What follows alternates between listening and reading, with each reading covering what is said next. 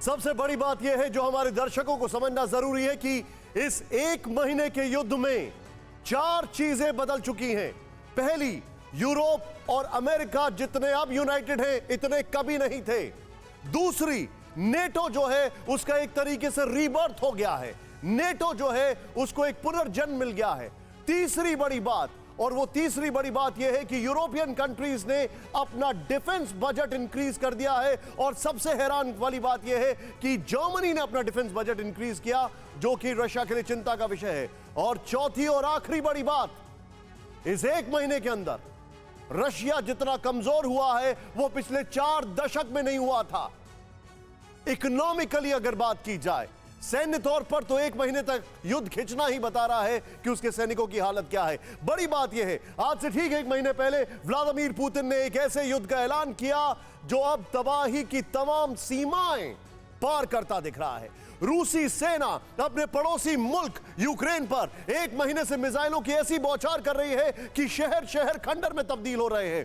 रूस अड़ा है, यूक्रेन डटा है और युद्ध ज्यादा गंभीर हमलों की तरफ जाता दिख रहा है। सोचे, ज़ेलेंस्की ने आज नेटो में क्या कहा। ज़ेलेंस्की ने यह कहा कि हमें पता है कि हम आपके अलायंस में नहीं हैं, हमें पता था कि हम आपके अलायंस में आगे भी शायद ना हो, लेकिन यह आपकी जिम्मेदारी बनती है कि हमारे आसमान को प्रोटेक्ट करें, इसे नो फ्लाई जोन बनाएं, क्योंकि आसमान के रास्ते ही रूस यूक्रेन पर हमला कर रहा है, जमीन पर वो उसको खदेड़ने की हिम्मत नहीं रख पा रहा है। खतरा इस बात का है कि कहीं रूस यूक्रेन पर रासायनिक या फिर परमाणु हमला करने का मन्ना बना ले, और पूरी दुनिया डरी सहमी है। और इसीलिए आज एक ही दिन में 3 बड़ी मीटिंग हुई है, नेटो, G7 और यूरोपीय संघ की मीटिंग।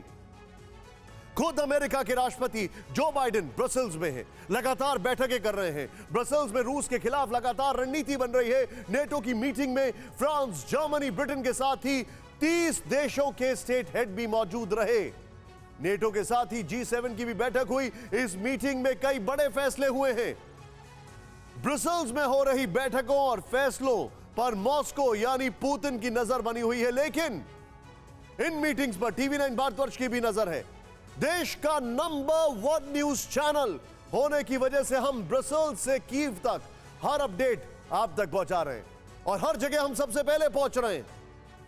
हम आपको एक साथ ब्रसेल्स, पोलैंड, स्पेन, फ्रांस और जर्मनी से लाइव अपडेट देने जा रहे हैं। इन सभी जगह पर हमारे ये सारे सहयोगी मौजूद हैं। इन तस्वीरों को आप देखें और सबसे पहले हम लोग ये पूरा ग्लोबल कवरेज आपके सामने लेकर आए हैं विद ग्लोबल ग्राउंड रिपोर्ट्स।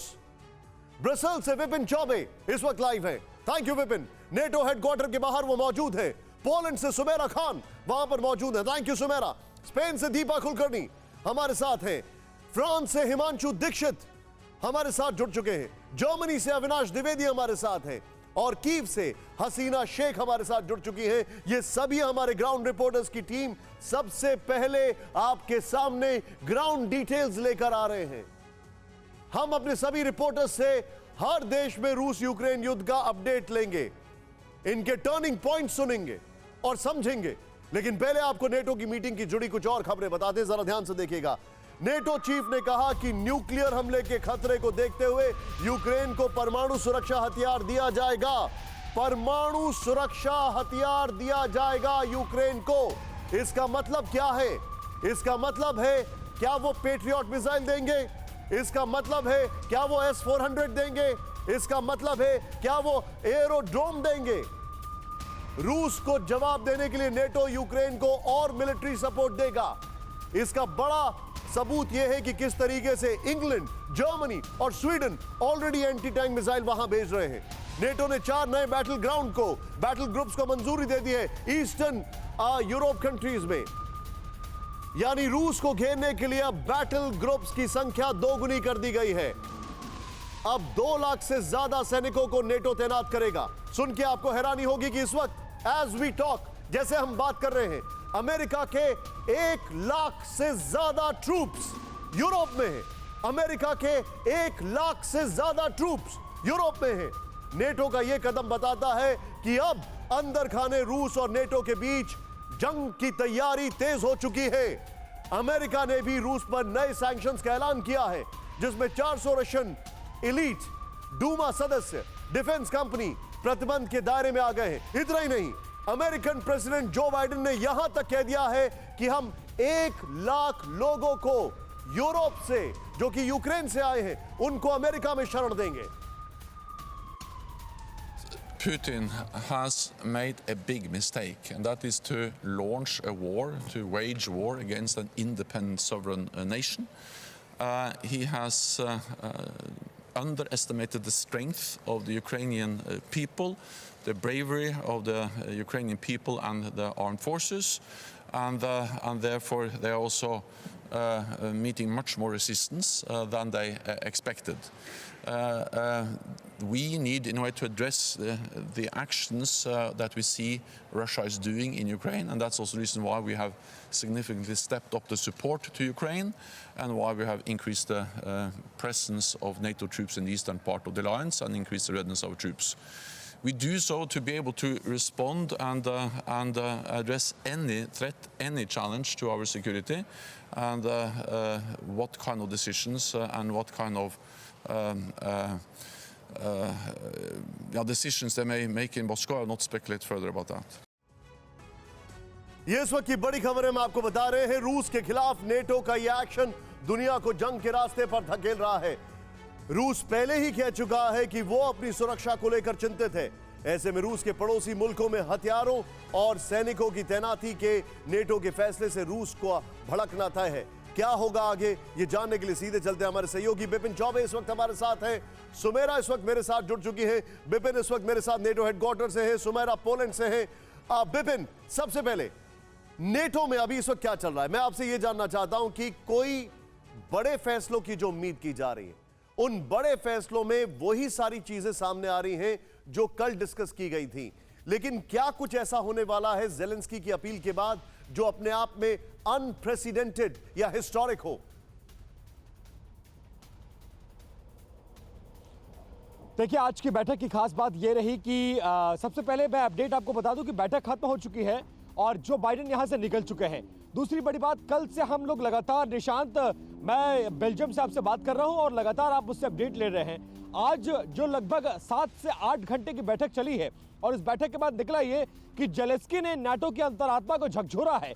बाकायदा वीडियो कॉन्फ्रेंसिंग में उनका मैसेज प्रसारित किया गया और उन्होंने अपना संदेश दिया और नाटो देशों को कहा कि आप लोग क्या कर रहे हैं? मैं आपके कंधे पर और आपके भरोसे इतना बड़ा युद्ध लड़ लिया और आप मुझे हथियार बेचने की कोशिश कर रहे हैं। ऐसा मत करिए, आप मेरा साथ दीजिए इस युद्ध में। मैं आपके भरोसे, इतना छोटा देश होने के बावजूद रशिया जैसे ताकतवर देश से भिड़ने की हिम्मत मैंने की है और मैंने युद्ध को 29 दिनों तक खींचा है। लिहाजा आपकी जिम्मेदारी बनती है, एक डेमोक्रेटिक कंट्री होने के नाते आप मुझे बचाएं और इस युद्ध में मेरा साथ दें। उसके बाद जो पहले से शेड्यूल चीजें थी उसमें कुछ बदलाव किया गया। जो बाइडेन को सबसे पहले बोलना था, उन्होंने कहा नहीं, मैं पहले नहीं बोलूंगा, मैं पहले 29 काउंटर पार्ट्स को सुनूंगा। 29 देशों को उन्होंने सुना और 30वें नंबर पर उन्होंने अपना भाषण दिया और उसके बाद ये कहा कि हम न सिर्फ परमाणु सुरक्षा हथियार देंगे, बल्कि जो भी मदद होगी यूक्रेन की वो करेंगे। एज एक्सपेक्टेड कोई बड़ा अनाउंसमेंट नहीं हुआ जैसा होना था। कुछ प्रतिबंधों का ऐलान करना था, वो प्रतिबंध का ऐलान नहीं किया गया। ये जरूर कहा गया कि जो हर संभव मदद होगी वो यूक्रेन को मुहैया कराया जाएगा। और सबसे बड़ी बात, नाटो देश, जिन नाटो देशों से रशिया घिरा हुआ है, ऐसे देशों में ट्रूप्स को बढ़ाया जाएगा। इस वक्त 1 लाख अमेरिकी सैनिक और 4 लाख नाटो सैनिक रशिया को घेरे हुए हैं। तमाम नाटो देशों के जरिए उनकी तादाद बढ़ाया जाएगा और इसकी तादाद को बढ़ाकर 2 लाख करने का इरादा है, जो कहीं ना कहीं रूस के लिए चिंताजनक बात है। और इन सैनिकों के जरिए रशिया को घेरने और रशिया को डोमिनेट करने की कोशिश। बिपिन, क्या मैं ये कहूं it was a great photo op? फैसला नहीं करेगा ऐसा? क्या मैं ये कह सकता हूं it was a great photo op? बहुत अच्छा हुआ, हम सब लोग मिले, एक दूसरे से फेस टू फेस मिले, बातचीत हुई, लेकिन इसके बाद जो भी फैसले लिए जाएंगे वो अंकल सैम जो बोलेंगे उसके बाद फैसले लिए जाएंगे। एक चीज ऐड कर दूं निशांत, एक चीज मैं ऐड करना चाहूंगा, वो ये है कि ये एज एक्सपेक्टेड था, क्योंकि देखिए कोई बड़े फैसले लेने के कॉम्प्लिकेशंस भी हैं। अमेरिका इस बात को जानता है, अमेरिका क्या कर सकता था। मैं कल से आपसे कह रहा हूं कि 3 बड़े फैसले, 3 मांगे हैं। नो फ्लाई जोन घोषित करने की मांग, जो नाटो में शामिल करने के बाद, या नाटो की सेना को उतारने की मांग। तीनों मांगों पर रशिया ने अपना स्टैंड साफ कर दिया कि अगर ऐसा कुछ हुआ तो you have nailed it. आपने एक शब्द में इसको पूरा बता दिया कि अमेरिका इससे ज्यादा कर भी क्या सकता था।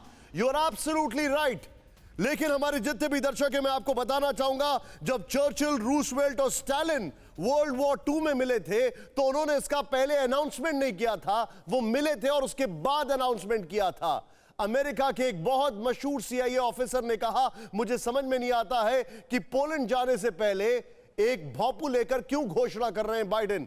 परवाह देश की, सोमवार से शुक्रवार रात 10 बजे TV9 भारतवर्ष पर।